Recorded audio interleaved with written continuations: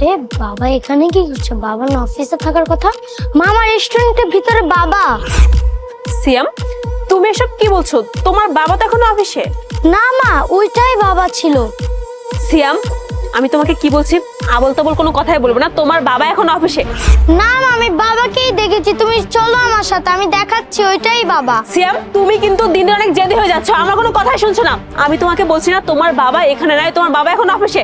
আর হ্যাঁ, তোমার বাবা কিন্তু কখনো কিন্তু ছুটিও নেয় না। না মা, তুমি বিশ্বাস করো, আমি বাবাকেই দেখেছি, বাবাই ওখানে বসে আছে। ঠিক আছে, চলো চলো।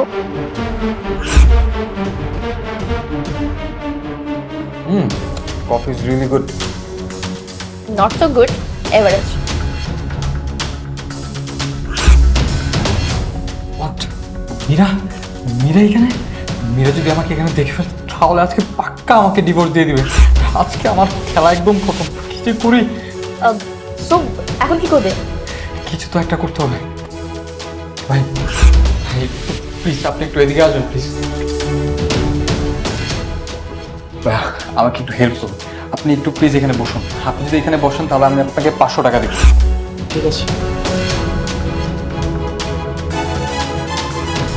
আরে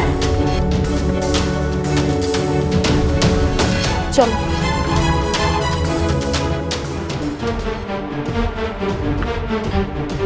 এই যে এবার ভালো করে দেখ, এটা কি তোর বাবা? এই, তুই কি তোর বাবার চেহারাটা ভুলে গেছিস নাকি? এই লোকটা তোর বাবা হয় কিভাবে? দেখতে একটা হ্যাংলা। ভালো করে দেখ তো তোর বাবা নাকি অন্য কেউ। এক্সকিউজ মি, আপনি কাকে হ্যাংলা বলছেন? উনি আমার boyfriend, so behave yourself. I am so sorry আপু, ক্ষমা করবেন। আর ও আমার ছেলে, ও আমাকে বলছিল যে মা এই রেস্টুরেন্টে বাবা বসেছিল, কিন্তু ওর কথা আমি বিশ্বাস করছিলাম না। কিন্তু আমাকে বারবার বলে যাচ্ছিল যে না মা তুমি আমার কথা বিশ্বাস করো, ওখানে বাবাই বসে আছে, তুমি আমার কথা একবার বিশ্বাস করো। তাই আমি বাধ্য হয়ে এখানে এসেছি। কিন্তু এখন তো দেখছি এখানে ওর বাবা বসে নেই, অন্য কেউ। প্লিজ কিছু মনে করবেন না। It's okay. মা বিশ্বাস করে এখানে বাবা বসেছিল। সিয়াম একদম চুপ, চলো আমার সাথে, চলো।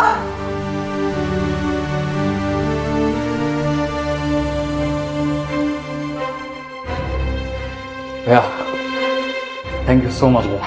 আজকে আপনার জন্য যে আমি কি একটা প্রাণে বাঁচলাম। ও হ্যাঁ, আপনি আমার কাছে 500 টাকা পাবেন, রাইট? আরে মীরা, তুমি এখানে? হেই, তোমার লজ্জা করে না এসব করতে? মীরা তুমি বিশ্বাস করো, তুমি যেরকমটা দেখছো ভাবছো বিষয়টা এরকম একদমই না। ও আচ্ছা, সেরকম কোনো কিছুই না।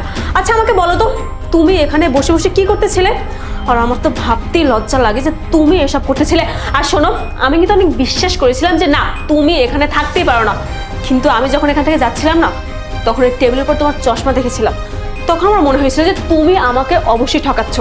তখন আমার বিশ্বাস একেবারে ভেঙে গেছে তোমার মতো লোকদের। সিয়াম একদম চুপ, চলো আমার সাথে, চলো।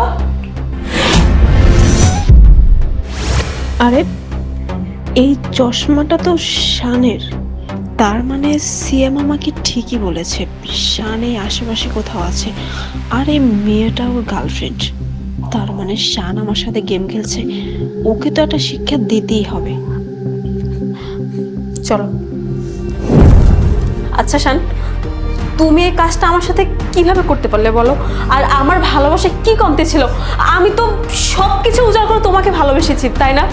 কিন্তু এখন আমি বুঝে গেছি তুমি আমাকে একটু ভালোবাসো না। আরে এই লোকটা তো খুবই চালাক, বাসায় বউ রেখে রেস্টুরেন্টে গার্লফ্রেন্ড নিয়ে ডেট করছে। একটা কথা বলো তো, তুমি এই কাজটা আমার সাথে কিভাবে করতে পারলে? আর আমার ভিতর তুমি কি কমতে পেয়েছো? আর বা আমার ভালোবাসায় কি কমতে পেয়েছো? এখন আমি বুঝতে পেরেছি তুমি আমাকে একটু ভালোবাসো না। তুমি আমাকে ঘরে রেখে বাইরে একটা মেয়ের সাথে দিনের পর দিন তুমি রিলেশন রেখে গেছো। এই কাজটা তুমি কিভাবে করতে পারলে? ছি, আমার ভাবতেও লজ্জা লাগে যে আমার হাজবেন্ড এরকম একটা মানুষ। আমার কথা আমি বাদই দিলাম, তোমার একটা ছেলে আছে, অন্তত ওর কথা ভাবতে পারতে, ওর মুখের দিকে তাকিয়ে তুমি এসব কাজ নাও করতে পারতে। আর শোনো, আজকে আমি সিএমকে এখানে কেন আনিনি জানো? কারণ আমি চাই না যে আমার ছেলে তোমার মতো হোক। আর আমার ছেলেকে তোমার সামনে আমি কোনোদিনও আনবো না, বুঝতে পেরেছো? আর এই মেয়ে, তোমাকে একটা কথা বলি, তুমি ওকে ভালোবেসেছো তাই না? আমার কথার সাথে মিলিয়ে নিও, দুদিন পরে এই ছেলে তোমাকেও ছেড়ে দিবে। কারণ যে কিনা ঘরে বউ রেখে অন্য একটা মেয়ের সাথে রিলেশন করতে পারে সে কোনোদিন তোমাকেও ভালোবাসতে পারে না, 2 দিন পর তোমাকেও ছেড়ে দিবে। আমার কথাটা তুমি মনে রেখো। আর হ্যাঁ, আমার সাথে কোনোদিনও যোগাযোগ করার চেষ্টা করবে না, কারণ তোমাকে ভালোবাসে আমি কি পেয়েছি? কোনো কিছুই পাইনি। কারণ তুমি আমাকে এভাবে ঠকাবে এটা আমি কোনোদিনও ভাবতে পারিনি। খুব তাড়াতাড়ি তুমি ডিভোর্স লেটার পেয়ে যাবে।